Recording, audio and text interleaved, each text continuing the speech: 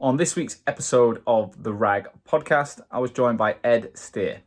Ed is the founder and managing director of Sphere Digital Recruitment, a recruitment business headquartered in London that up until a month ago had 65 staff and clients all over the world. Ed talked us through the journey of starting the business back in 2012 and the consistent growth story that he'd enjoyed throughout his whole time up until a month ago. So we covered everything pre-corona, and we also talked about life in the coronavirus and how they've adapted. I've taken a break from the traditional RAG podcast for the RAG report, as I felt it was really important to just attack what was going on right now. However, now I think it's also important once a week to bring back some of the stories of growth and find out how some of these amazing business owners have built great businesses, and then how they've reacted to coronavirus as well, and how they still plan to grow their businesses post pandemic. So we covered everything from the start, how they launched the business, challenges, growth plans, and what's been going on recently. Ed is a super nice and genuine guy. Literally, I don't think there's anyone who wouldn't enjoy listening to Ed and dealing with Ed. So I'm excited for you to listen to this episode, and I'm hoping it gives you a little glimmer of hope and light that, you know, we're going to get through this, and there are growth plans to be had amongst the madness. So without further ado, Ed, welcome to the RAG podcast. Thank you, Sean. Thanks for having me. I know I'm excited to have you on, because I think I've been trying to get you for about a year, and you've been. I think you came back to me after about 3 months on LinkedIn. I was like, sorry, mate, I'd missed this. Yeah, well up for it. Do you know what? It's really weird, but I'm very rarely on LinkedIn. Yeah, a recruiter that doesn't use LinkedIn. I know. One of the good things about the Corona situation is I'm relearning tools again. So I'm back on LinkedIn. I remember how to use the database that I set up. And things like Teams. So yeah, it's been brilliant for relearning and actually reconnecting and having the time to do this. I think Sphere's been an amazing journey and a very full on one. And I'm really people first. So I spend all of my time in the business, working on the business and focusing on the people in it. So at the beginning, I was very externally facing, but over the last 3 or 4 years, I really have been very, working on the business, but in it and with the people. Well, look, I want to find out all about it. Obviously, this is the first episode of the RAG podcast, not the RAG report, where I'm recording virtually from home, and I'm still North London for you? Is that right, Sean? East. So I'm at the end of the central line, yeah. But this is going to be a special episode every week where we still talk about growth, and we go. I don't want to just talk about Corona every day, because I think, you know what, it's fucking depressing as well. It really is, and there's other things to talk about. You can put a nice spin on it, and I'm trying to be positive for everyone, but at the same time, I still sometimes want to go, do you know what was life like before this shit happened, and how are we going to come back from this? So look, talk to me about your agency. Give us an overview for the listeners of who you are and what you what you do. Just give an overview for everyone. Okay, sure. So I'll try and give you the short version, which sometimes I'm not brilliant at, but I'm going to give it my best shot. So we are Sphere. We're a recruitment company that recruit for roles across different organisations. They're either technology vendors, ad tech, martech, fintech, any kind of SaaS platform. Mm-hmm. We recruit a lot for what we call brands. That could be FMCG businesses, retail, travel, not at the moment. And gaming, any company which has got a very transactional website, and then consultancies and the big media agencies. And into those businesses, we place people across technology sales, customer success, and then anything kind of data-driven and marketing-driven and analytics. So it's super niche, and we can give customers amazing service by filling lots of different niche roles, but in the same organisation. Revenue-wise, about 80% perm, although contracts really grown. That's been something which has been key over the last few years. Mm-hmm. And also a very important part of the business over the last few years has been our global rollout. So last year, we did about 20% of our revenue, slightly more than 20% of our revenue globally. And global for us is predominantly the US, and then predominantly Europe. And in Europe and the US, mainly Germany and New York. So yeah, so sort of a brief overview. And we have a Manchester office too. All right, well, let's get into that. So when did you first, I know obviously you were a recruiter before, Where were you working just before you started? So straight out of uni into Aspire, who used to be PFJ, and they had a brand called the Graduate Recruitment Company, or the GRC. So I was straight out of uni and into the GRC. Interestingly, I rang the GRC as a grad, and I'd seen media sales online, and I'd done a media degree, and I really wanted to work in sales. I'd had quite a lot of sales experience pre-uni and throughout uni. And I rang the GRC and said, I'm a grad looking to work in media sales. And 4 days later, I was sitting there doing recruitment. And the lady who answered the phone, a lady called Nikki, who's become a very good friend of mine, now works at Sphere, as does my business partner. So I had an amazing 7 years with Aspire. It's a brilliant company, and I learned a lot. And I started out placing grads into a state agency, believe it or not. Not media sales then? No, not media sales. There was a team that did anything but media, and I placed grads into anything but media. And in my first 10 months, I was the third highest biller in the company, from a standing start, and then top biller in the second year, and started taking on the management of a team. And then when the recession came in 2008, they let a lot of their middle managers go, and I ended up running everything that was random, and it was good fun, and I think I did a good job, and the team were brilliant. We really pulled together. But I knew that it wasn't scalable, and by that point I really wanted to set up a company. So I moved internally to take over the digital team, and then I spent 2.5 years growing that from kind of 4 to 15 people, really ramped revenue. And what I'd learned at that point was just how much I enjoyed working with people and building teams. And I had a brilliant sort of 2.5 years building that part of their business before Sphere launched in October 2012. Right, yeah. So wow, that is literally that is the month after I started in London. So I joined Venquis in September 2012. Yeah, I remember that. So what were you doing before then? So I was at Randstad in Melbourne for just under 2 years. I was a school teacher that went travelling, got into recruitment in Melbourne like loads of people do, and then I got sick of I didn't want to be an Aussie, effectively. I was just like, I loved the place, but you get to that point after nearly 2 years and you're like, I'm either going to commit to being here, get like the permanent residency, or I'm going to go home. And London for me was like, I'd only ever been like twice. So I was like, I'm super excited by that. But so that was the Olympics year, wasn't it? We had, summer was hot and it was cool. And I was on gardening leave. It was bloody brilliant. Oh, amazing. Great time. I remember it. So when did you... Obviously, you and Niall set the business up. When did you know you were going to set it up? How long before did you start planning it? The whole story is, at Aspire, I also met a girl called Carrie, who's now my wife. Right. And her dad had built and sold a recruitment company called Harrison Willis, which was sold, he was the main shareholder, and it was sold to Graham Palfrey Smith and some other people. Okay, yeah. And after he sold that business, it's now Hudson, he bought a zoo, so like an actual zoo and theme park. And then I met Carrie, my wife, as an ambitious 24-year-old, and then her dad was in recruitment, and her mum had set up a recruitment company as well in Bromley called Job Finders. Right in the family, isn't it? Yeah, so it's really weird. And then so I met him at 24 and said, I'm gonna set up a company. And he said, what's your plan? And I sort of said, I don't really have one. And he said, well, that sounds like a bad idea, Ed. So I was unbelievably lucky that I met him, because I had 4 years pre-Sphere. Paul Farrell will be very, I've been planning it for a long time whilst working at Aspire, essentially. So I met Lawrence, and he just really helped me. We met the banks, we got the banks on board.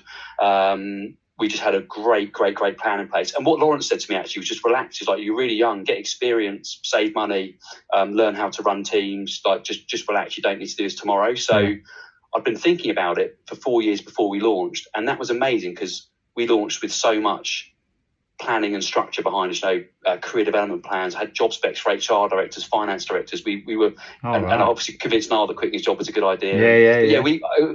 We just really, we were built to scale, and I'd had such a good experience with my team at Aspire. So the first few years was just the recreation of that. And but meeting Lawrence was game changing, and actually having a non-exec in the business who's been there and done it. And is he still non-exec now? Yeah, still non-exec director. Yeah, and he's amazing. I speak to him a lot less. I can go from board meeting to board meeting without speaking to him. Yeah. Obviously, he's my father-in-law, and I see him as my father-in-law. Yeah. Try not to speak about work.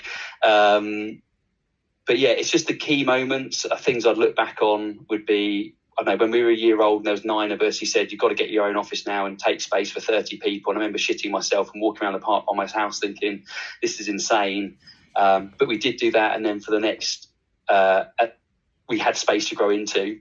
And then in that building, 6 months in, the floor below became available. And Lawrence came in for the board meeting. He said, downstairs is available. And I was like, there's 16 of us. We don't need 2 floors. And he's like, you've got to go for it. You'll regret it if you don't. So let's go back. Let's go back, because there's a lot there. And do you know what? I can empathise with the father-in-law story, because my wife's Turkish. Her dad is an entrepreneur, and he came over. Yeah. He came to the UK in 1987, I think, without speaking a word, having had a big textile manufacturing business over there that had fallen apart, and then he built it back up. So you know the Boohoo Kamani family that are famous. He shared a warehouse in North London with them, and they were like bringing clothes from, I think, Pakistan. He was bringing clothes from Turkey. Anyway, he grew it to like 20 million turnover, and he's got properties all over. And when I met him, I had a similar sort of feeling, but we can't speak to each other very well. So my Turkish is crap. His English. Learning? Yeah, I've been learning since 5 years, and I'm better than your average man, but I'm still not. You can't have you can't have a detailed convo without someone in the middle. And I went to stay with him in Turkey after we got married in the summer. And do you know what? We both had a few beers, and we had one connecting chat where he got as much English out as he could, and I got as much Turkish out. And I was like, do you know what? If we could just speak, it would be like you'd be the perfect mentor. So yeah, I'm a bit envious of you there. So let's go back. One of the things I'm always interested in is how you come up with the name Sphere. Like, where did that come from? That was the hardest part of the whole company.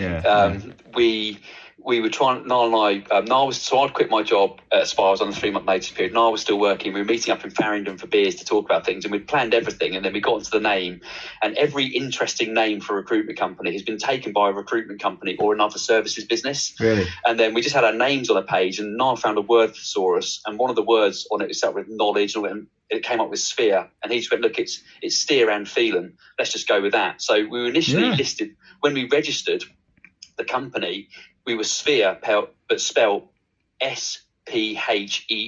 So S for steer, PH for feeling. But then we looked at Sphere, SPHEER, and it just looked weird. So we just said, let's just use the normal word sphere. Did you have to add something to it, like to make it the URL or whatever? We just changed the name, and then the reason we were called Digital Recruitment is I really like simplicity, and I looked on so many recruitment companies' websites, and I looked on so many other companies' websites, and some of them didn't say what the business did, and I thought I just want to say what we do.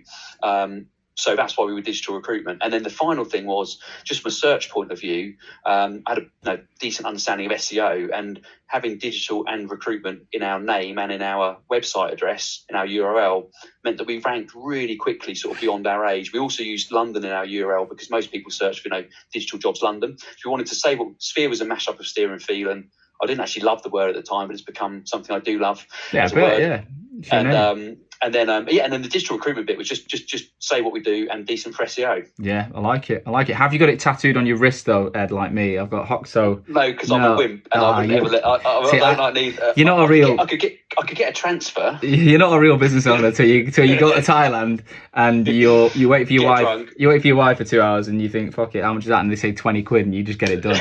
And how much did it hurt? It looks like I'm permanently just walking out of a nightclub going, can you give me 5 minutes, mate? I just need to get some money out. But yeah, I like it. It didn't hurt that bad. It's pretty good.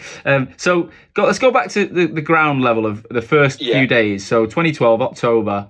Yeah. I think you just said 6 months in, there was 16 people or something. So that was 18 months in. Yeah. All right, 18 months. So what was was it just you and Niall on day one? Me and Niall in the basement, in Fitzrovia, and I had to face a wall because we were both really loud on the phone. So we had one desk and we were looking at each other, but it was a shouting match. So I faced a wall for 3 months. And it was amazing. Thinking about doing it was so taxing. I think because I've been thinking about it for 4 years, you get all the anxiety and the apprehension that comes to that. But day one, it was really simple. I had a list of clients who weren't restricted, but with people who I knew in them. And I started picking up the phone and recruiting. And we made, on day 19, I pulled a job lead from a candidate on day one, chased it up.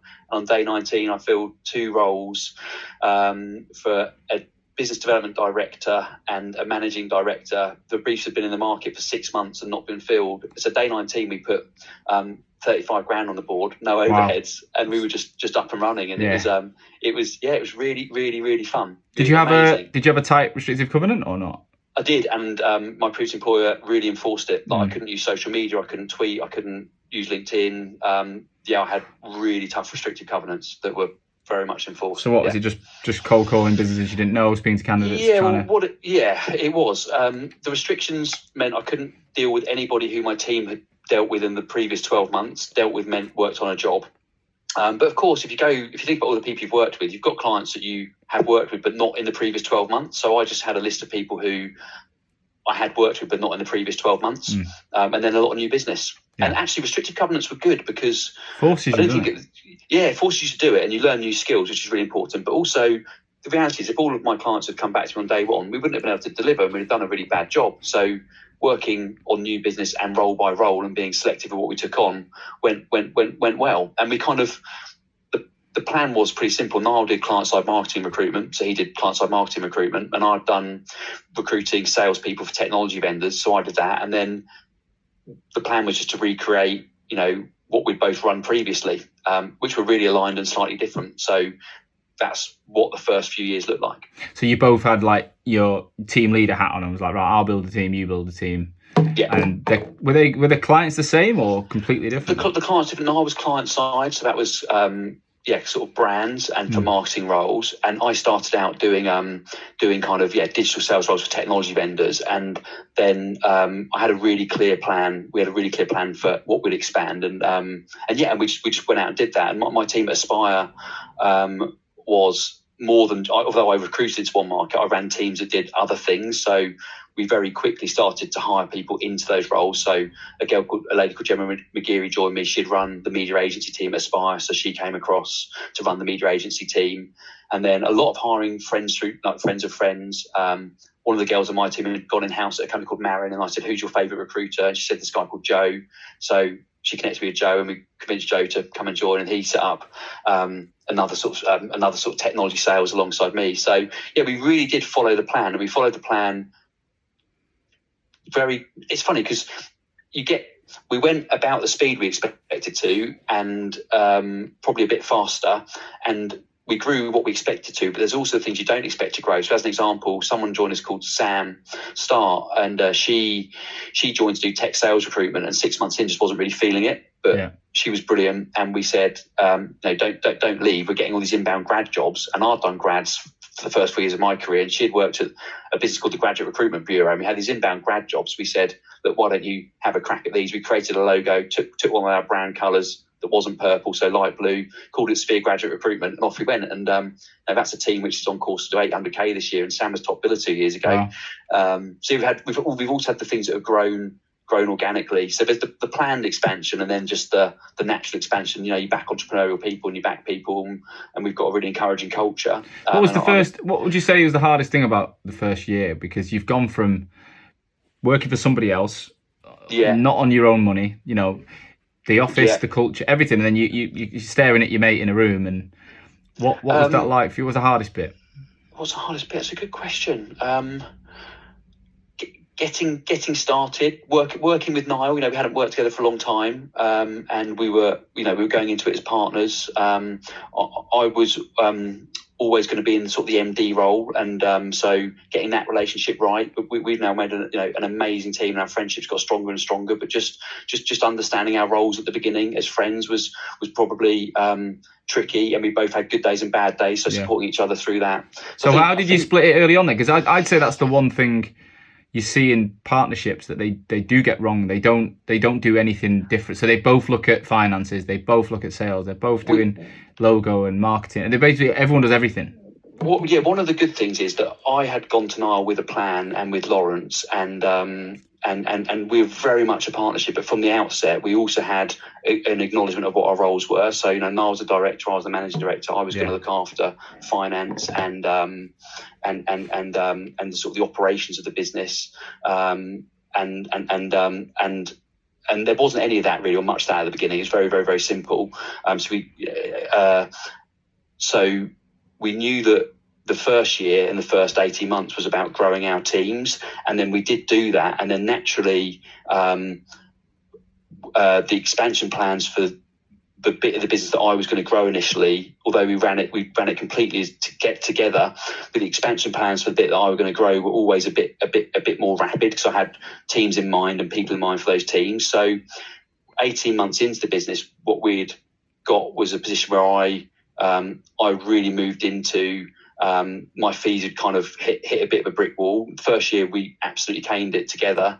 But as my sort of team, as a business expanded a lot, I then did become very busy as the MD, in a more sort of natural MD role. And then I also, within 2 years, developed a pretty good management structure beneath me for the teams that I previously run at Aspire. So Niall and I are such great mates, and we'd also had lots of clarity and our roles really balanced. So Niall was able to focus on building his area. He remained our top biller until probably year 5 of the business. And so during that first 3 years to 5 years, our roles, they always just evolved naturally together. Yeah. And we were pretty quick to hire. So we didn't try and do roles that weren't within our skill sets. We hired people. So marketing was hired and finance was hired. And so, yeah, we were pretty ambitious with actually hiring people and managing people to run those functions. And then naturally, as the business has evolved, Niall's taken up the lead on global, which has just gone absolutely amazingly. And he's really run with that. And that's been, a sensational part of the business. So, okay, that makes sense. So, we're absolutely a partnership, but we went in with structure to that partnership. Yeah, so as Lawrence it sounds like. Did you come in with investment from Lawrence, or was it all self-funded? No, it was funded by me. So it's funded by me and Lawrence, and then Niall and I both didn't draw salaries for the first 6 months. But so we were funded by Lawrence and I, and then we managed to get the bank to give us an overdraft. Which, to be completely honest, banks don't give recruitment startups overdrafts. But Lawrence owns another company, and he said to them, "If you don't give me an overdraft, I'll change banks." So they gave us one. Wow. But we didn't touch it. Anyone wanting to start a business in 2020, get Lawrence on the case. He'll help you out. Yeah, but no, we just the overheads are very low, and we were both up and running and billing pretty quickly. Yeah. What was your life like then, in terms of your personal circumstances? So lived with my wife Carrie, no kids. She worked at Drusilla's, which is a family business, a zoo, and she worked weekends actually at the time. So I mean, life was work for 7 days a week. Yeah, it really was. Yeah. So I met Niall. I think it was 2013, 2014, one of them. So I was a team leader going on to being a manager at Venquis, and with Nikki Coffin, and Niall was in the same group as me for about a year. I remember. Yeah, so I met him once a month for a year, and I really got on with him. I was actually really interested in what your brand was doing, because Venquis was like, it wasn't corporate in any way. It was small, and it was startup, and it was growing, but it was still quite structured in the way that, you had to wear a suit and you had to do certain things. And then Niall just kind of, everything was more creative, and I'd not really I'd never seen an agency like that I'd actually got to know. So I remember being quite interested in, and obviously in my head, even at that time, I was thinking about launching a recruitment business in the future. So I was always trying to pick his brains on stuff. I don't know if you figured that out. He probably did. Yeah, he probably did. He really liked it. I remember he spoke about that a few weeks ago. I said I was coming on. Niall's amazing, and he's a brilliant people person, and he really gets people. And I think you're about 20. Very drawn to him. I think you're about 20 staff, if I remember roughly at the time, and I was like year 2 to 3. Year 2 to 3, we had the emerging management team went on to Nikki's courses, and Niall put his hand up and said actually he's never really had any formal management training, and he said could be useful, so he hopped on too. So how did the trajectory of headcount grow? So you said you got to 18 months to about 16 people or so. Yes, we ran a 50. October 2012 to the end of 2013. We called that year 1, but that was 15 months. Yeah. So by the end of that year, it was we were 9 people by the end of year 1, and we turned over 800k, and we got a really good sort of nucleus to the business. We won Best Newcomer at the Mara Awards, which was in our business plan. So we're pleased to see that one off. And then we took the decision to move out of serviced offices and into Kingsway, where we are now. So at the end of year 1, 9 people, we had some brilliant people in place, and we'd really started to actually identify who could run teams. We were run as one team, but we'd started to see a management team emerging. So for the beginning of the second full year, we'd sort of said, right, I was going to work really closely with emerging managers, a guy called Joe, a guy called Matt, a guy called Ali, and Gemma. So we kind of said by the end of that year, we wanted them to all be in charge of teams of 3 people circa per person. And I was still feeling doing client work, but it was really about passing on the baton to this emerging management team, whilst Niall did the same within his areas. So at the end of year 2, we'd got to 20 heads. Turnover was 1.6 million. And what we had, which we were so pleased with, was a really sort of strong foundation of a management team, a brilliant emerging group of managers. So values and the behaviours and our ways of being were really instilled in the business. And looking back at that time, I'm crap at looking back, but it was amazing fun. it's funny because I know that there's always something I'm stressed about and I'm worried about, and I worry about really small things that I'm quite, I worry about things that are little sometimes. But I can never remember back and think about what I was worrying about during those periods. I can only remember the fact that overall it was pretty good. So I take a lot of reassurance from that all the time now. I just think, whatever I'm worrying about, I'll be worrying about something else in a year's time, and really nothing's that big. You always get through these. I love that. I love it. Yeah, I've never really looked at it that way, but I think there's a lot of truth in that. You remember that it's like kind of rose tinted glasses mindset. Anyway, you always see the best in the past. But I remember the first couple of years of Hoxo. I think there was like an exuberance high of being your own boss, and there was like this fluidity to it, and just finally it's my rules. I can wear what the fuck I want. I can do what I want. And get a tattoo. Yeah, get a fucking tattoo, whatever. But I also had this like unbelievable like realization, I think about 6-7 months in, that I'd not come from a marketing background, and I was leveraging my business partner. I was always fascinated by that. Yeah, so it was my business partner who's no longer my business partner. It was a lad who I grew up with, who I started. Me and Amma and him started the business, and I knew I was in the last 6 months of my Venquist days. I was obsessed with branding, and I was just finding myself watching YouTube video and Instagram videos, and I was like, why? I don't know. I just felt like there was a real gap between what people were doing online and how we were working. Yeah. And my vision was that I was going to create this uber cool like digital recruitment brand where it was all about like video content. And this was before anyone was putting out videos on LinkedIn. And it was only when I spoke to my mate and he was like, this is how I would do it. And I kind of went into research mode and I couldn't find anyone doing it. I was like, oh, maybe there's something in this.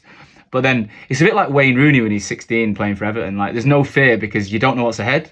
And I think when you start a recruitment company, having been a recruiter, you kind of logically what's going to happen. So you probably have a bit of fear about BD. And whereas I had no fear because I was like, I ain't done this before. I don't give a fuck. I'm just going to go. And I was like, why not? I can do this. And for 6 months, that was my mindset every day. And then I remember that moment where I was like, yeah, this is going to be tough. And we got through it, but you kind of have them lull. Did you ever have any of them moments where you were like, shit, this is hard work. This is like, something knocks you down and you're like, I feel that. Yeah, we did. I'm always very realistic on it. So I remember in about 9 months in, we hadn't billed for 4 weeks and we'd got up to about 5 or 6 people, and that was tough. But I always, because the first Sphere got challenging for me when the company got to about 25 people, because the beginning was really recreating what I knew, and I had it. So I think the first, although I was running the company with Niall and with the management team by that point, it was really just recreating what I knew. So, and I think I followed my natural career trajectory. If I'd stayed at Aspire, my role would have kept growing, and so the first few years it was following that natural trajectory. And just really fun. I just loved it. I really did. It was a bit like when I started in recruitment. I know, without sounding silly, I've really been lucky that I landed on a job that I massively enjoyed. The recruitment side of it initially, and then the people side of it, and then I've been weirdly always interested in business and growing one. And wanting it to be this really inclusive thing that people do together means a lot, and where you do it to the best of your ability. As lots of people are obsessed with like amazing teams, sport. So but the whole sort of creation of the business, I've just really enjoyed. Where it got hard for me was when I stopped managing a team directly. So I loved billing and running a team, and then when I wasn't billing with a team because the managers were then in charge of those teams. The last one, I hung on to the digital sales team, which was what I started. The guy called Matt who now runs that, and Matt would say I still get too involved, and he's probably right. But when I stepped out of that team, and that was the last one. That was about 3 years in, and it was the last one that I'd kind of kept a foot in the game with. I sort of thought to myself, I didn't feel helpful to people. I actually felt like I needed to justify my job to people. So, because I wasn't billing and I wasn't running a team and running any morning meetings with a team, I felt like every day I had to explain to people what I was doing. And I've really missed that for a few years. I really missed the distance that creates from what you're used to. And I wasn't very good at my new job of managing and running the management team and managing through the management team. So it got hard for me when I had to learn to really manage through managers, and really empower and enable them to do their roles, but understanding that really my role was to guide them and to help them, and to enable them, but not to do the job I'd done that I loved doing and that I was all right at. So yeah, my hard bit was feeling like I wasn't giving enough because I wasn't doing what I was used to doing. Yeah, you measure your own productivity by what you used to do, and you feel like, am I lazy? Am I not doing enough work? I get literally, it. Yeah. So if it genuinely took me 2 years to actually feel comfortable in my own skin doing that job, and now I don't feel like I need to explain to people. I did used to recruitment, and I did run teams. It's pretty obvious that I'm busy, I'd hope. But yes, I lost the desire to explain that to people. So yeah, I always think with jobs, generally my view is you start a job, whether it's grad, consultant, senior consultant, team leader. I think you start a job, 6 months understanding what the job is, 6 months getting good at it, 6 months completing it, and then you should be out of your comfort zone again. And the bigger the job gets, the longer those periods are. So yeah, I think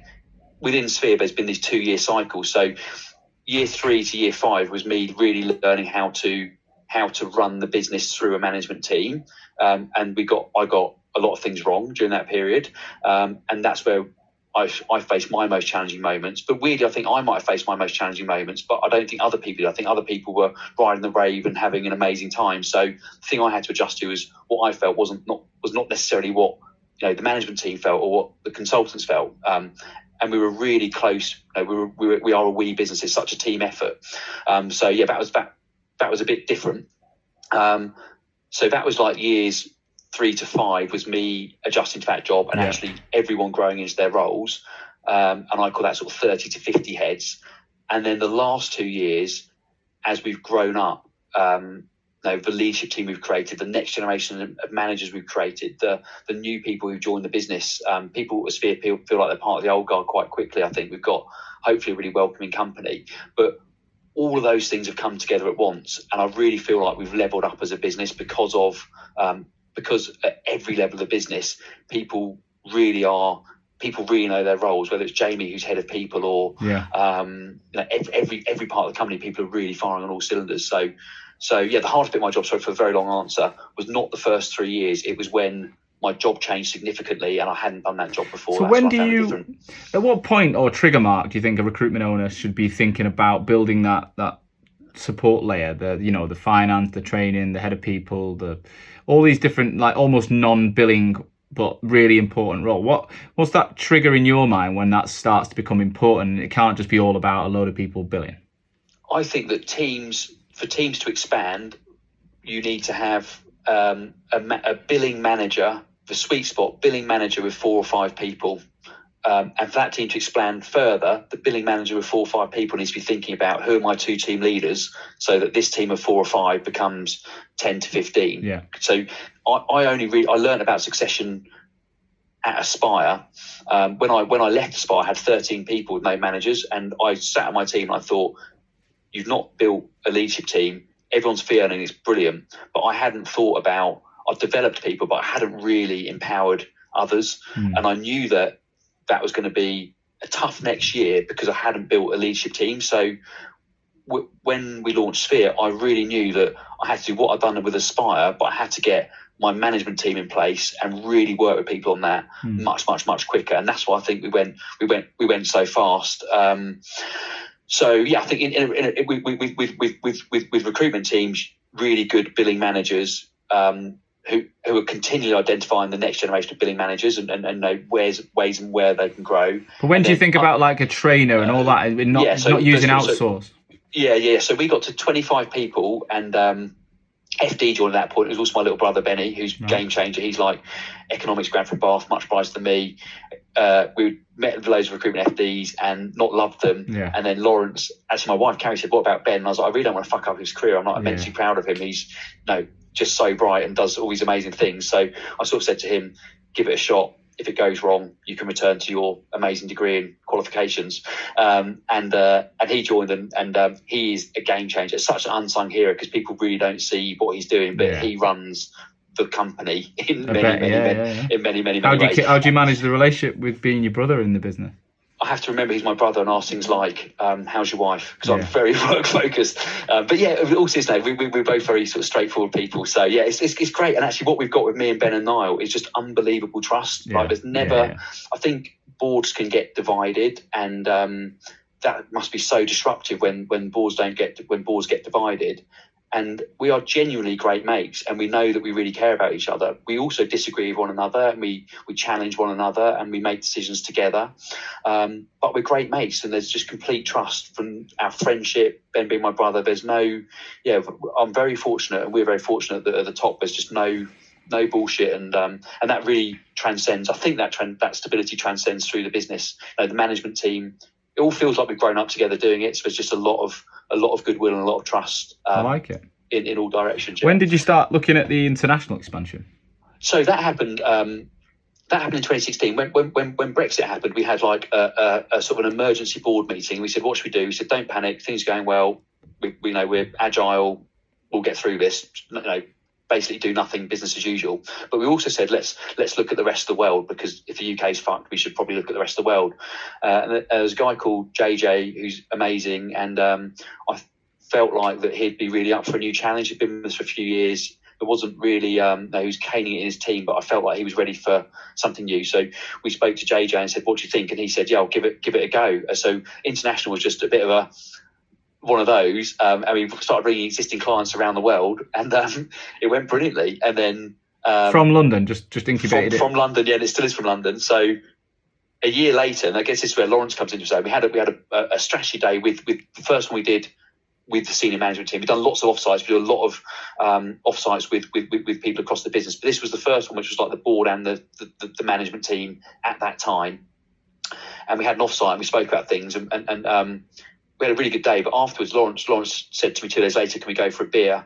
And I said, yeah, of course. And he said, you've got to move some things around, because international, the plan we had was that every team had perm and could do contracts and could do international if the manager wanted to. Yeah. But it's just very bitty, and not, we know really, we talk about so much about focus and people having simplicity and focus. And we didn't have that. So we sort of looked at it and we said, we need to bring contract together, and we put that under Gemma, and we said we needed to bring international together, and naturally that was perfect for Niall, and he was really, really up for it. We said together it would be great route forwards, and we'd also hired someone called Rob to report to Niall already at that point, to run part of Niall's team. So Niall's succession at that point was good. So we made a decision in 2017, a year after international launch, to put contract under Gemma and to put international under Niall. And we really wanted to focus on our grad business as well, because we knew that could grow. And if we look back to last year, fastest 3 growing teams were contract, grads and international, and collectively they represented about 35% of our revenue. So in 2 years, these areas that weren't really, we had people, but we didn't have a plan. Just that very simple decision of creating the right structure around it, they've really exploded, and now we can see in all those areas how they're really going to go and become standalone businesses and standalone P&Ls. But I'm sorry, I feel like I didn't answer your question from ages ago.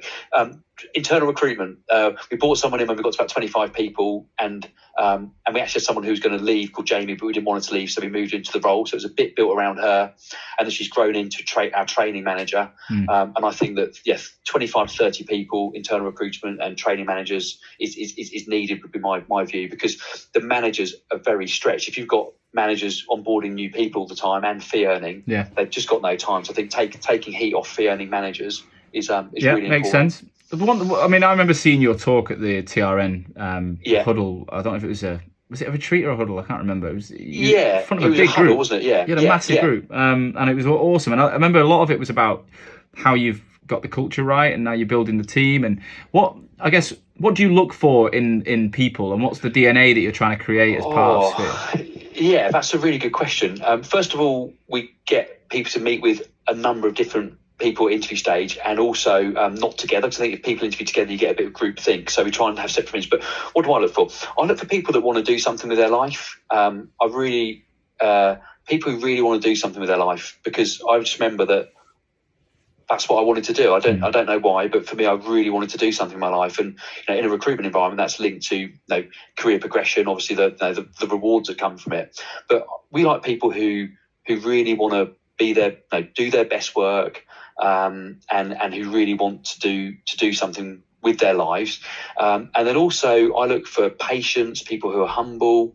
The job is not easy because it takes time to really master it. It's easy on paper, but to do it well, you've got to be in it for the long haul and be okay with things taking a bit of time. Now, we're a really patient business with people because we trust that great people become great. And so I look for people who are realistic and humble, and will kind of stick at it and are really determined to do things well.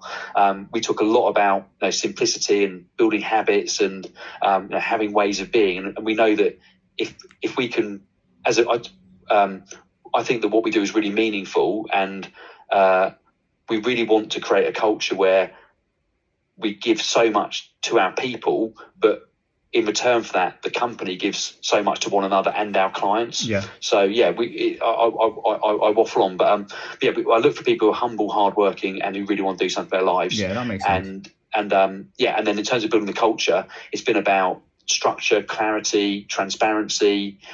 People like certainty. People know what if people have got not rules in a restrictive way, but if people have clarity, then they know what to do. So I think if you give people lots of clarity coupled with lots of freedom, that's where you get this brilliant mix of. How do you balance in the freedom? Like, what freedom have you give people at Sphere? I think people probably want a bit more. We do have flexible. We moved to flexible working hours about 2 years ago, so that was good. Is that like what? Like 8 till 5, 8:30 till 5, 8 till 5, 8:30 till 5:30. 9 till 6, but you don't need to tell your manager what you're doing or when you're doing it. You just be in between those hours. Yeah. And then working from home, yes, people can work from home. It does tend to come in after people are associated. So grads know, unless there's if someone needs to meet Sky TV or meet a BT engineer or go to the doctors, absolutely work from home. Yeah. But in terms of I'm working from home just because I want to work from home, that comes in at kind of like senior consultant level. It's actually, we've just done an employee engagement survey, and still the thing that we're not clear enough on. So we need to get better at when people can work from home. The reason why we have encouraged it, but where there's been a slight reluctance, is we've been so much about the team and working together in this sense of kind of the enjoyment of being and doing it together, that we've been mindful as a management team that if we've got our best people not around, what impact does that have on the team? But the biggest thing I've taken from the coronavirus so far is how brilliant everyone is, which I already knew, but also just how easy it's been to work from home. So one of the things that will definitely come from this as a result of the coronavirus for us is we will be much more embracing of real genuine flexibility. So that, all right, I want to move into that in a minute, but let's get to where you've been in like pre-corona. Imagine just before, like the year before. What sort of shape was your business in, size? Where were you at? Brilliant, best ever year.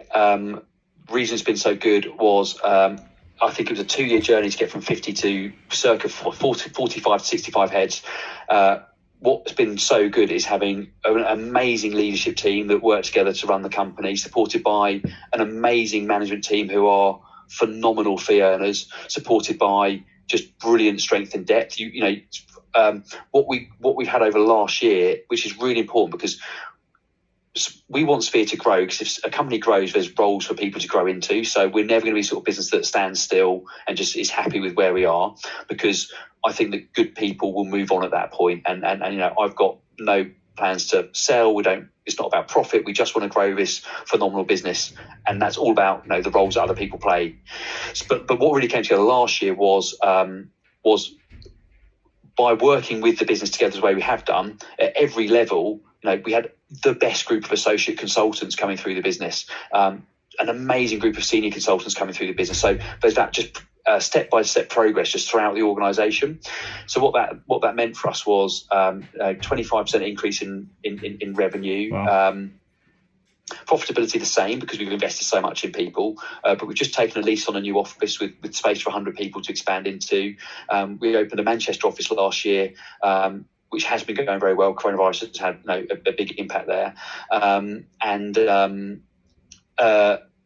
then the international part of the business has been going great guns. So where we're actually now is 65 heads, but we could really see 100. So I think when we were sort of 45 people, it was hard to see 65, but at 65, we could see 100. We could see us getting there. Why Manchester? Why did you decide to go? We had a brilliant person called Charlotte who worked for us and who had always said she was going to move back to Manchester. So she actually said it in about the second week of joining the business as a graduate. She was like, I want to move home. I was like, great, thanks for telling me that 2 weeks in. But yeah, so she gave us a year's notice that she was going to leave. So a year's notice was like amazing. And that gave us the impetus to get on and do it. And a lot of our clients are up there. So it was built around having the right person and having the customers up there as well. And then, look, if you're looking at current times now, it wouldn't make much difference anyway. I've even, look, if I wasn't married to a woman from London, I think to me that I'd probably go back. Like Manchester's where my family are and all my mates I grew up with. And now I'm like, I could easily just do a couple of days in London and go back. Like it wouldn't even bother me. It's an amazing city as well. It's a brilliant city. But with Corona, you're like, well, you could be based in Germany and do the job. It makes no difference right now. We can totally. I did think to myself, like, would we remotely onboard people in just other parts of the UK, remotely train them? Why not? Well, let's get onto it then. So when I was recording the physical episodes of The Rag about 4 weeks ago now. It was early mid-March when I remember I did 2 back-to-back and the news just started really hitting. I remember I went to meet Tom Glamfield in central London after we recorded The Rag. We went for lunch in the Ned, and the Ned was buzzing, but outside was empty. There was no one in Bank Station. It was about 3 o'clock on a Tuesday, and I was like, "This feels weird." But I still didn't think it was at the level it was going to be. Like within 24, 48 hours, it was when it just kicked off. So what was it like for you and your business when it all started to accelerate that week? It was really tough. I'd been in Dubai 2 weeks beforehand. It's the first time I've ever taken a holiday in Q1. I've got quite strict discipline around when I let myself go on holiday. I took the first one ever in Q1. I sat in Dubai and I felt sick in the pit of my stomach for the last few days, just watching what was happening in Italy. And I was doing my wife's head in saying, this is going to be really big. And she was saying, stop catastrophizing. No, it won't. But I got back and the first thing that I did was grab Ben and Nana and say, coronavirus, what's the plan? So we knew it was coming. We didn't want to cause panic. We did speak to the management team about it. Most people were kind of like, yeah, we're aware of it, but it's probably not going to be, I'm sure it's not going to be that bad. Our clients are businesses like the big media agencies and technology vendors. They're very socially conscious and they're very digitally savvy, and they're very very modern businesses. So they had already, most of them, moved to working from home. So we'd really seen the need to work from home coming in pretty quickly. So we got as far as saying, as a business, and these were difficult decisions, we basically said, whatever the government advises us to do, we will do, because we can't go with what the Mail Online's saying or what the Guardian's saying or what Twitter's saying. Like we simply have to align our policies to what the government says. So if the government says work from home, we'll work from home. If they don't, we won't.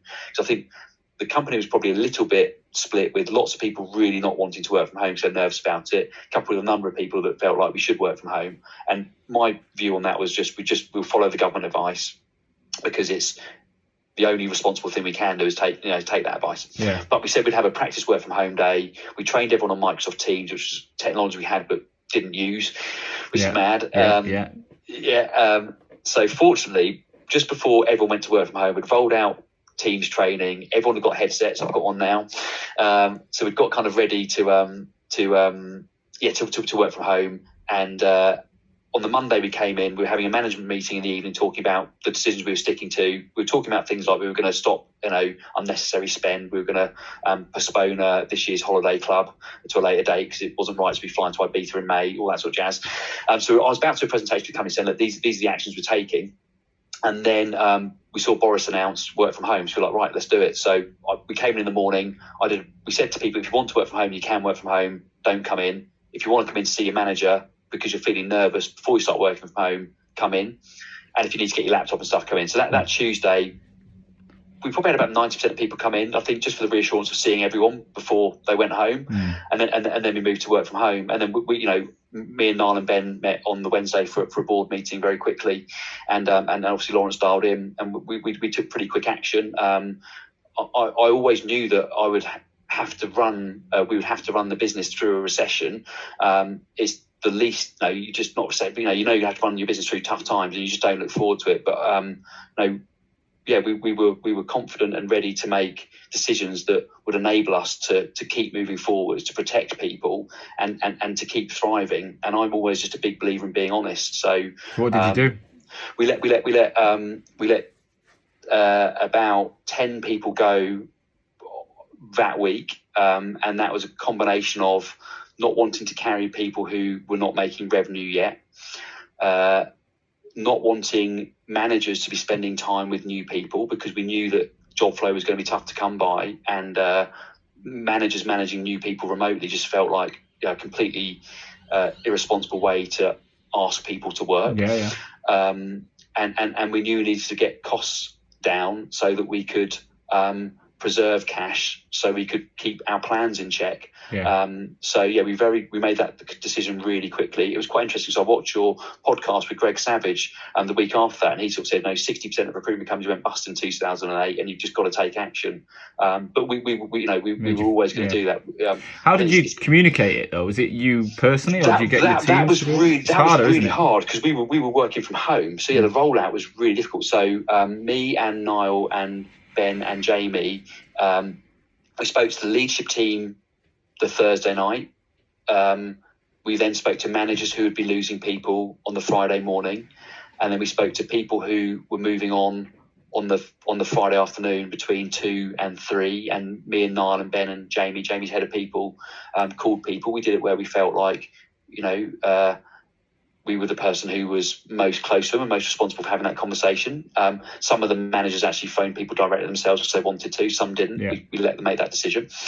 And then I did a presentation to the company, and then managers then called round their teams, the people who didn't know what would happen, and let them know what happened. And then I did a presentation to the company, and it was a bit of a, shit's got real this week. But what I really wanted to convey was that it was a decision that we took because it would be irresponsible not to take it, and it's for the good of the business. Now, it is really personally sad for some individuals, but we have to make decisions. I have to make decisions. The buck stops to me that's for the good of the business, and we'll always take those because we'll keep putting people in the business in it first. Fortunately, that night, or unfortunately that night, the government announced their furlough scheme. So the good thing about that was that we were able to retrospectively furlough the people who we let go. And that was really great because on a human level, it means they're being paid. We'd actually said to a number of those people, we really don't want you to leave, especially some of the newer starters who were part of our graduate intake in October. And we didn't want to say, please wait for us to be able to rehire you, because that's pretty arrogant in the same moment of letting someone go. But we really did say, we're doing this because of the market, not because of your performance. So because a number of those people are retrospectively furloughed, we've got the benefit of looking at the business in 2 months' time and hopefully bringing some of them back into the business. Yeah. So we made that decision. That's like the big defensive mode, isn't it? What did you make any other changes from a cost or? We did. Yeah, we did. You said you just signed an office as well. We have, yeah. So a few weeks before that, we'd signed on a new office, which is a five-year deal, and will be good in the medium term. I think that'll give people a nice fresh start when we reform. But it's obviously a big commitment too. Have you managed to get anything on the lease, like any discounts? We've got 15 months rent free. Right, yeah, okay. So it's a weird thing actually. It's hard to explain to people. The office is much more expensive, but for the first 15 months you don't pay rent. So it's much more expensive over 5 years, but it's not actually much more expensive until 15 months time. You should be out of this by the time you're paying rent anyway. So absolutely, and from a cash position, because we're not paying rent for 12 months, it's actually better for cash flow. So you were the brain box that knew what to do. So it's been all right, but we've got and it will be great. And I think people are really looking forward to it. But we felt like we've kind of outgrown our space, and I think it's a big, feels like a big step forward and a big thank you and a big well done to everyone for what we've all put in. Over the last 7 years and people's time in the business. So we did. We then had another board meeting. We looked at how else we could reduce our costs. So we spoke about furlough, and just again, there's a level of job flow in the business that we have, and we didn't need the headcount that we've got. And there's only so much revenue that we can make right now. So it was a case of looking to reduce our costs, coupled with making fees where we can. And then also with furlough, we just knew that naturally people were going to be finding this period difficult. So as opposed to telling people they had to take furlough, we just thought, let's just give people the opportunity to take it in a really empowering way, and say, if you're working at home with kids, or if you're in a flat share in London, or if you want to volunteer for the NHS, or if you've been doing this non-stop for 10 years and you think an 8-week breather whilst the market's crap is a good thing to do, then then we'd really appreciate it, because it really helps us reduce our costs. So we said no less than 12 people and no more than 16, and we had 16 volunteers on the nose. We've guaranteed everybody's jobs who's on furlough. I mean, they're in the business in exactly the same way that our people who are recruiting today are. It's just there's these two roles to pay. One is frontline in the trenches, clients, candidates, and fees, and the other is taking a pause to help us to conserve some cash. Yeah. So we also then asked people to take a 15% pay cut for 3 months, which we will endeavour to pay back by the end of the year. And the support we've had from the business has been amazing. Simultaneously, we went threshold free. So the commission structure is always paid on everything, but there is a threshold, but we've gone threshold free on bonus. And we're looking at, I didn't roll this out last week, so I didn't want to be too confusing, but we're really focusing now on how when we're back in the office, when the market picks up, we know how we keep the business on track. We know that all of our plans are going to be intact, but we want to make sure that people's years end up in a good place. So we'll be revising down all of our targets for promotion. We've got that laid out already. We're just not communicating it just now because it's we can wait for a few months. But we're looking at how we really, really, really re-engage and reward people. I like that. Very innovative. What done the tough stuff coupled with the we want it to be a meritocracy and for people to be able to keep moving forward. There's also the reality of the fact that it's shit for everyone and everyone's working harder for half the outcomes.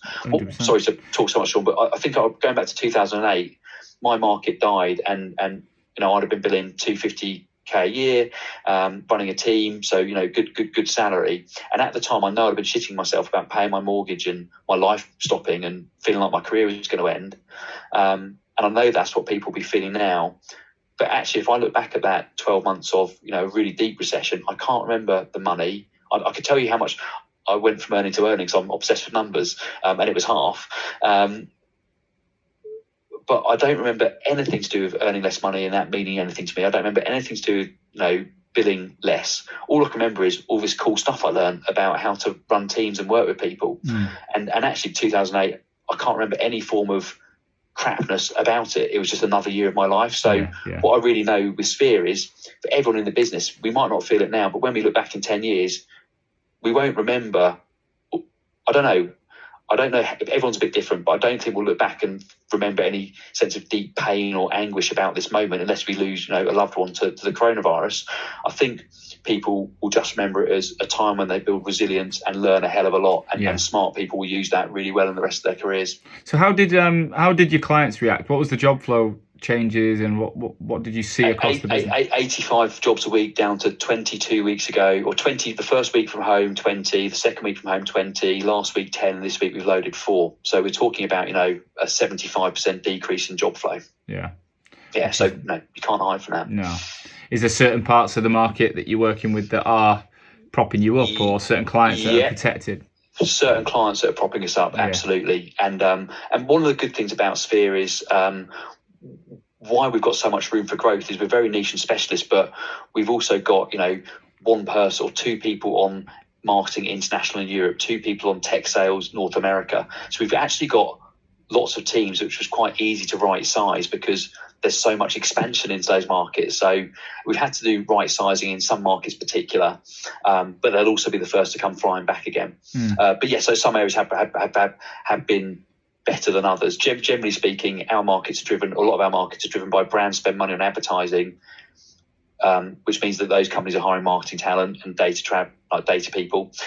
The agencies who do the marketing for those brands are very busy because they've got money, and the technology that makes the advertising work has got money because everyone's spending. So when the brands stop spending, the markets stop. So we need consumer spending to return. When consumer spending returns, everything kicks off again. So what are you actually doing on a day-to-day as a group now to make the most of this and to A, be busy, and B, try and generate revenue? So really simple plans. I think big believer in purpose. It's very easy right now for people to feel lost and overwhelmed. So absolute simplicity. So phone key accounts, phone tier 1 accounts, phone place candidates, phone everyone that had an interview in the last 2 years, phone other teams' clients. So really, really, really basic actions, and then lots of celebration around those actions. But trying to simplify things, focusing on actions and not on results. Trying to really re-engage with customers and just speak to them, find out where their business is at, what the impact is, and not talk about are you hiring, but get close to them in the way that we've kind of always done. And then we're getting all over every single job that we've got. And actually the really cool thing for Sphere, and why I feel so positive about the situation, although it's going to be, we're going to lose a lot as a company. Our plan is to actually lose shitloads of money over the next 5 to 6 months, but we've been really responsibly run. The directors have left money in the business. Sorry, my daughter's coming in. We've been really responsibly run. That we've left money in the business for growth, and we're really comfortable. We would rather lose a lot of money over the next 5 or 6 months and protect people and protect what we built than have to go through the horrible process of unbuilding stuff. So we're geared up to lose a lot of money, but on the basis that Sphere remains the same, and that's what I know will happen. But yeah, so it's not new. We've been pretty well drilled already, and we've got really good values that we genuinely live. So I think it's been a big adaptation. But in terms of how we do it, we've just been reinforcing what we already do. So it's been really hard for everyone. But in terms of the how, it's like we've got this. We know what to do. We know how to do it.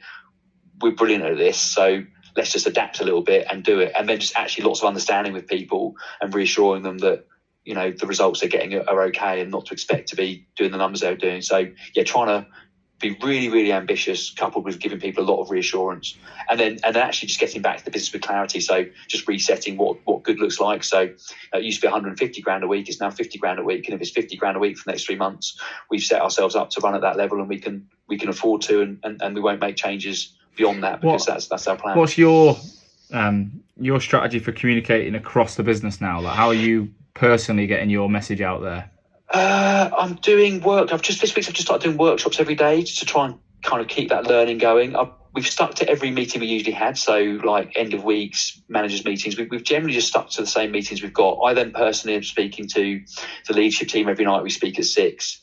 And then we've kind of left teams to work out themselves. I must admit, communicating with the business I'm finding quite hard. I don't know if I'm doing a very good job at it. I do the end of week meetings, and I kind of usually in a room having a beer talking to everyone, and I'm doing it over video call, and so you can't read the room or get that sort of emotional engagement with people that when you're presenting, you are under pressure. So I don't know how I'm doing with that. We did the end of month on Monday, and that's end of quarter actually. So we did the end of quarter meeting, and that was a presentation of me looking at a slide sharing show, talking to the company. So doing that without the laughs because everyone's on mute and the shout outs and the things you usually get.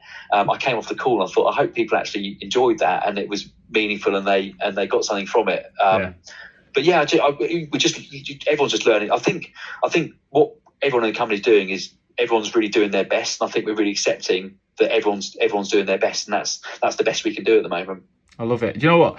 You're giving me a kind of confidence in the way that you're approaching this, in that it's not doom and gloom. Like you're accepting what's going on, but you kind of, I feel like you're just digging in to be back bigger and better than where you were. So that leads me into the final question, I suppose, is what is the future for you now? I suppose we've all had to shift and shape in 2-3 weeks, and for however, what do you think is going to happen within Corona? What's your personal opinion on the future? And then where does that leave the future for Sphere?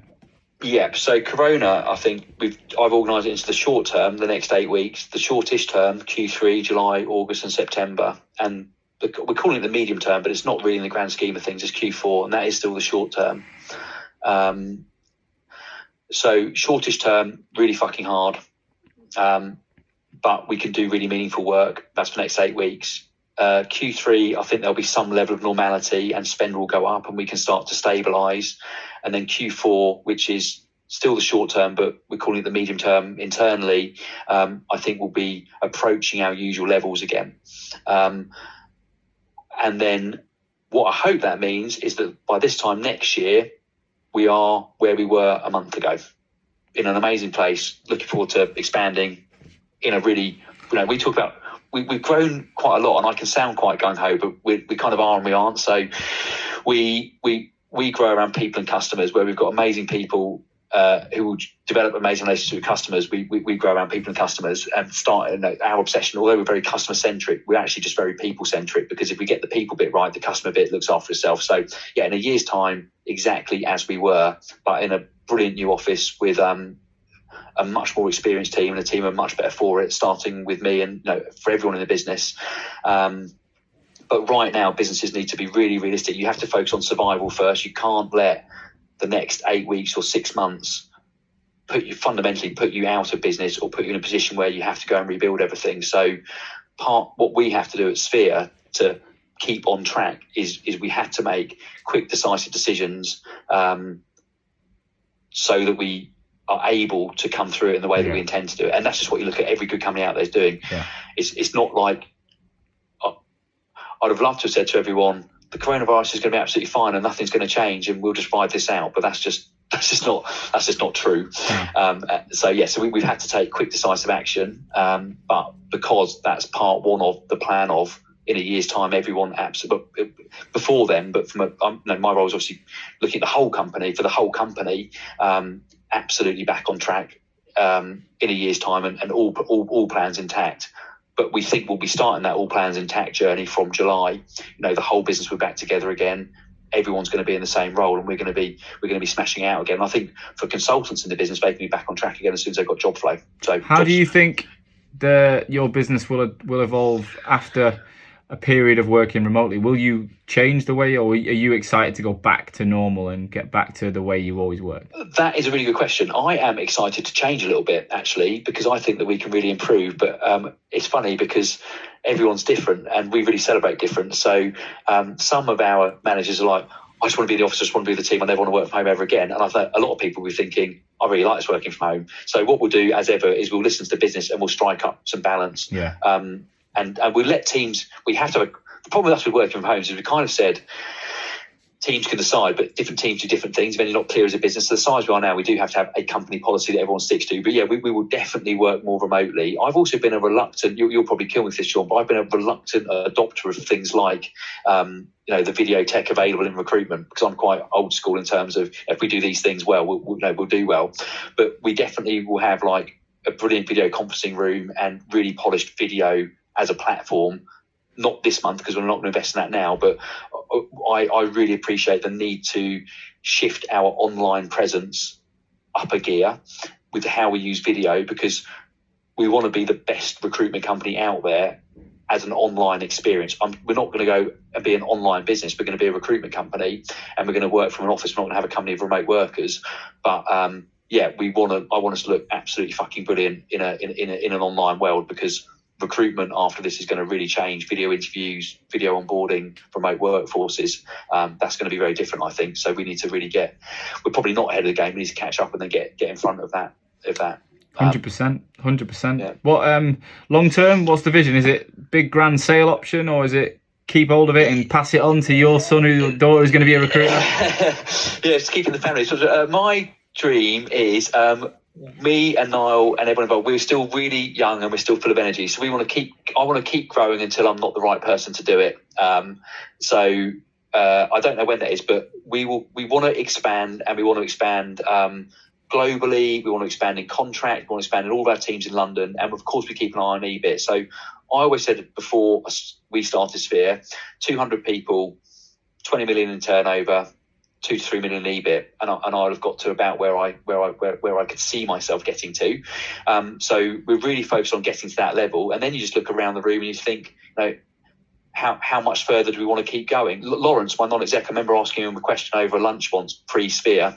We just used to go out and get pissed every 3 months in London. And I remember saying to him, what stops recruitment companies growing? And he said, the ambition of the owner. There comes a point where you just don't want to go any further, and that stops you, and you don't know when that point is. But for him, his company was about 200 to 250 people. I think he went on a family holiday, realised he wasn't spending any time with his family, and said to his wife, I'm going to sell. And he went back to the business and said to the management team, right, you can buy this from me. I'm giving you a year. If you don't buy it in a year, then I'll go to market. And a year later, he'd sold it to the management team. My biggest dream would be to sell the business via a management buyout. I would love to see the people who built the business acquire the business and take it forward. And I truly believe that they would take it further than me, Niall and Ben have, because they just bring fresh impetus. So yeah, if I looked like the long-term dream, I do know there's a day when I want to do something different. I don't know when that'll be, but it would be amazing to see the business buy the business via some form of MBO, and for those whoever's part of that to go and take it into greater heights than we have. I love it. I think this is the final question. It would be, a lot of my audience are smaller recruitment agencies, typically, the guys who have just started in the last couple of years, or they might not even have. There's a lot out there that I get messages from that haven't even launched yet and they're about to start their business. And yeah. I guess let's take someone who did start. Like one of my friends who I know quite personally started his business, I think February. And I mean, that's fucking time to do it. So what words of advice, wisdom, whatever have you got for those people that are a lot smaller, probably haven't got the overheads, but also haven't got necessarily the confidence or experience of being through 8-10 years of business ownership? What would you say to them? First of all, I'm really pleased you use those two words, because what I always say, one of my biggest sphere learning points is that confidence and experience matter so much. So the same person with confidence and without confidence is completely different. 3 weeks ago, if you spoke to me, I wouldn't have been able to do this. I'd have been just too freaking out about what was happening around me. So, confidence, it means everything, and then so does experience. Experience is greatly underrated. The more we've done something, the better we get at it and we learn from it. So those two things do matter a lot. The thing that I would say is it's really important as a business owner to know what you want. And what I mean by that is, I think as a world, we all spend a lot of time thinking about what other people think of us and what other people think we should be doing.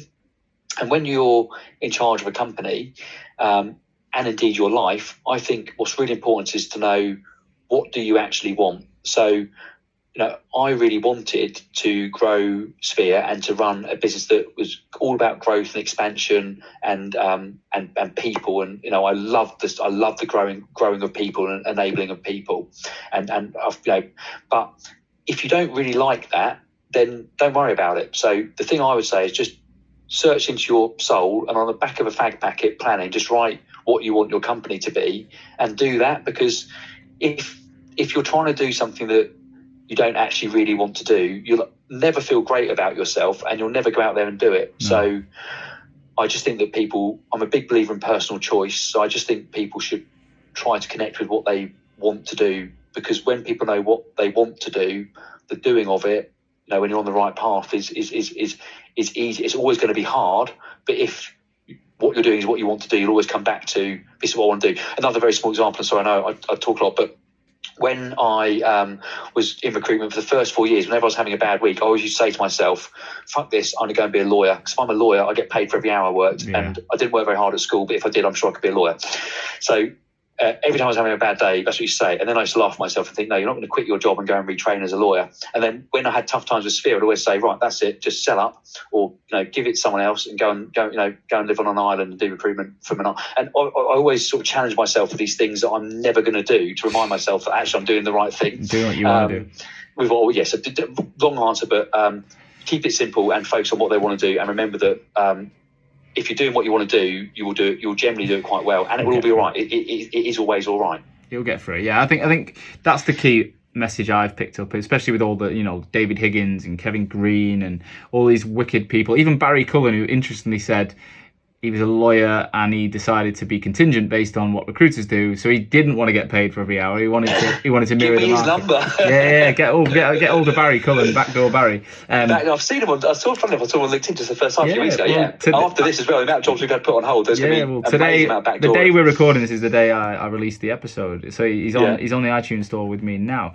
But I do believe that now's better time than ever to sit and take stock, think about what you truly want from life, document it, and then go for it. And I think my personal view is, recruitment businesses will need to evolve.